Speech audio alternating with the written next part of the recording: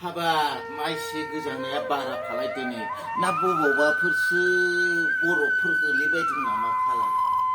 आंना बे फिसाफ्राबो बबाव थांजोबखो रावबो न'आवनो थाथारला मुसखौ फिनो आखाइ जिनिल'सो जाना फैबाय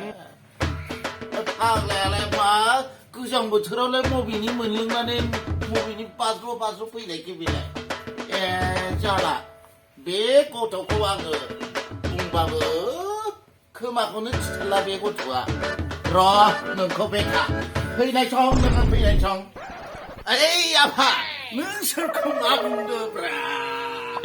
नैबे नोंनि फिसालाया जोबोद मोजां नों बेखौनो सैया खालामोलै आफा है आफा बिदिजों जायाब्रा आफा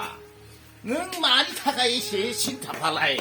आं दं ना आफा आं दं सानफ्रामबो लोंनायल' थाला बे खिलायनाया बै खामानि थानायफोरखौ नुवाखै नोङो बै सियार लायल'फोरखौ नुवाखै नामा मेगना नायहर बे सिलांगियालाय बबाव थांदों बे नोंनि बिहामजो सिलांगिया आंनि आन्दाराव थानानै बेफोरखौ बोस्रांनो सोलाबा नामा सिलांगि नोंस्रा बिहामजोआ बे गथ'जों साला खर'के सुबाव मोनलायनाय जाबाय उदै बिबु गासिबो आलौजोबनाय मोनलायलांबाय खिलामा आलौजोबबाय आङो बारानिबा पुष्पा आयौ पुष्पानिसो रागा जोंबाय नामालै बाबायालाय जानाय नंला खारनोसै आङो हट पुष्पानि रागासोलै आयौ जाला थाला